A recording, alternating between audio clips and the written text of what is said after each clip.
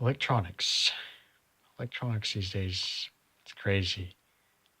Everywhere I look, I see people on their phone, Snapchatting or whatever. Can't keep their eyes off of their device for like 5 seconds even. And I'm not gonna criticize anyone, but I mean, that's something I just noticed. Um, I want to bring this up because like back then, even like a little bit after high school, or I really never used anything like Instagram. I didn't even use Snapchat. I didn't know what that was. Twitter, I didn't really use Twitter. No. Um, didn't really. I didn't even own like a one of those fancy phones. You know, several of those things. Um, that didn't grasp my interest. Um, I was very socially interactive with people face to face rather than through internet and social media and stuff like that. And, I think a lot of that and I think stuff like that, um, it's good to an extent, but there does come a time where I feel like these electronic devices veer us away from people that we like to communicate with person to person. And that's how I feel sometimes. Sometimes I feel that ignorance gets in the way when we turn our attention towards these cellular devices, these, I don't know, just these updated media attention getters. It's crazy. It's a epidemic. I mean, I even see sixth, fifth, sixth graders, even younger than that. They're on like really fancy Galaxy phones, whatever. Um, I don't even. I mean, like for me, I'm very primitive percepted perception. I have a very primitive perception of many of these phones. Um, I mean, I didn't even know how to. There was this one time, like, I think I had this teacher back in high school, my junior year. She she told us to write out a tweet, I guess for Twitter, and we are supposed to write on a piece of paper. And I wrote a big old paragraph, and I was like, uh, I mean, apparently I found out that Twitter is just for like just a short little blurb, like one or two sentences, just not even less than a sentence even. And I'm like, okay, I never knew that. Like I said, I'm very primitive when it comes to certain things like that. Doesn't mean it's not a bad thing. I mean, I think it's good to have different viewpoints. And for me, like social media isn't always my go-to option. Don't get me wrong. I think it's a great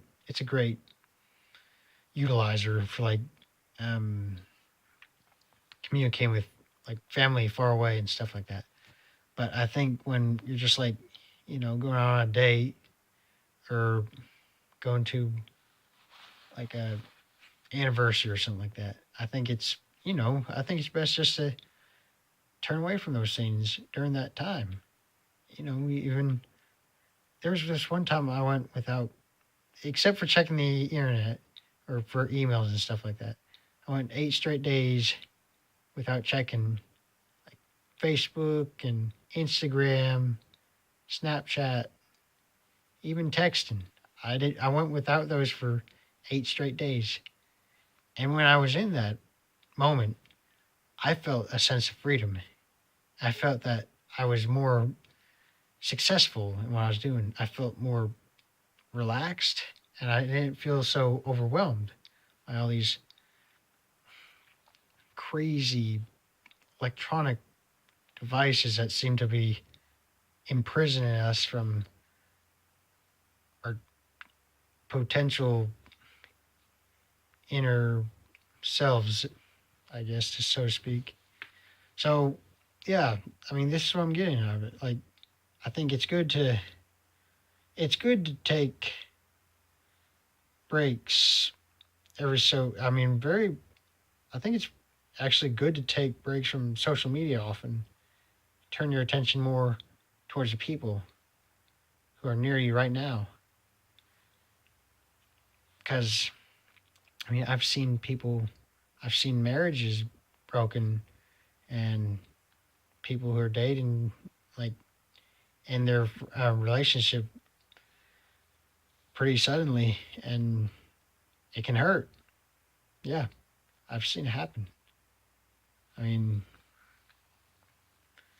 it's it's heartbreaking, and I just want to bring this out to you guys. I think it's something to be aware of. Um, I think it's good to be conscientious of your partner or someone around you, you know, who cares about you.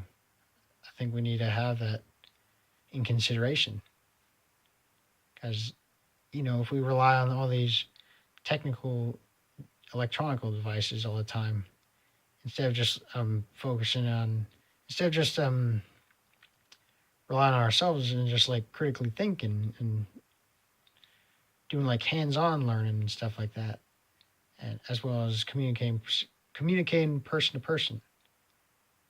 I think those options without relying on the internet all the time. I think it's a really good route to take.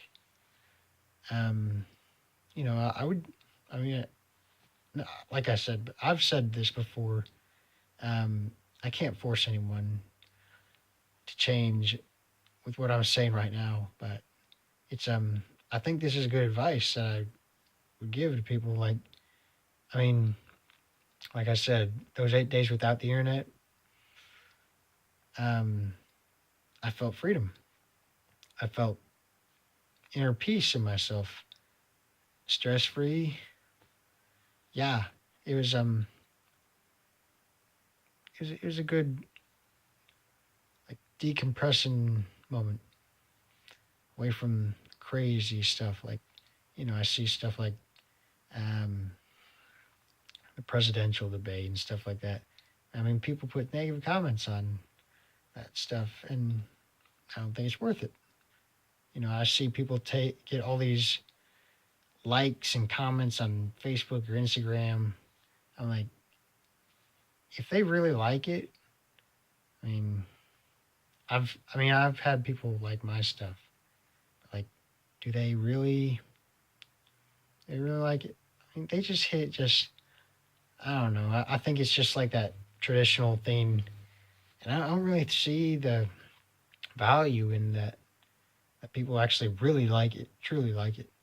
I think it's cool to get all the likes and comments and stuff like that. Like, but I don't think it's something to dwell over. Um, it really is. It's truly amazing to experience your inner self and to veer away from the electronics every now and then. I mean, probably even more often than we do now.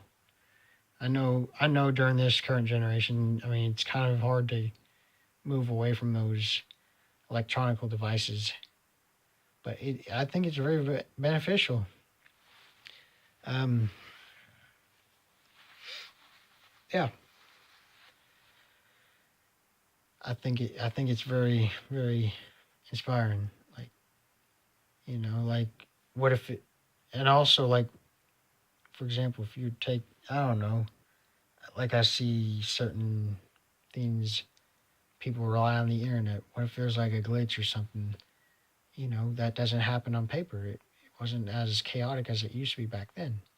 People learn more back then, like at a very efficient, in a efficient manner.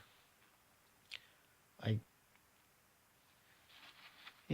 like I feel like these electronic devices, it just veers us away from the learning aspect too when we can't really learn by ourselves. And what I'm saying from this is that um, we teach ourselves. Like, people can't force learning onto someone else. I mean, it's a passion. You have to have a passion in order to grasp that learning that you have a passion for. So for me, um, like I besides running, which I have a passion for, I like to teach myself math sometimes. I mean, I was taught eighth grade math and never really learned anything, but as I got to teach myself, I was actually one of the most successful students within those years. Like, even up to my junior year of high school, I was one of the most successful students because it wasn't because of the teacher who taught me and all that, but I taught myself. That's where I really learned.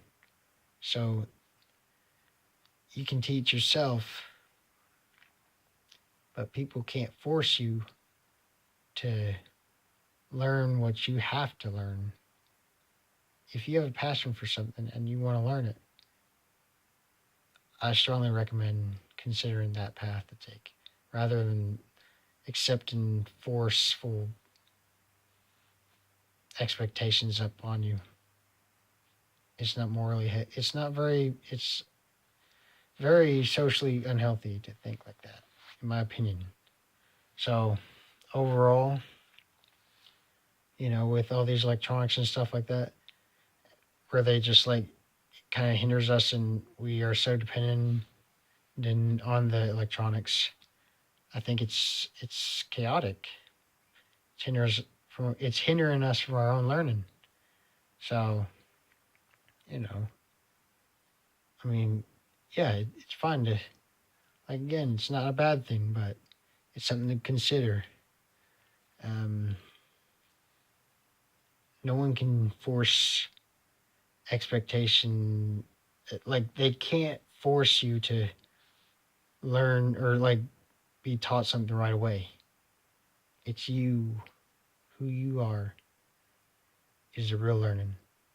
You are the real learning to this world, and that's how people become more close together as a family and friends and relationships, and that's by being your true self. Don't be anyone you aren't. Be as you are. You're a very perfectly imperfect person as you are, and we are all equally important in different aspects and perceptions of our lifestyle. We are all a whole. Thanks. Have a good night.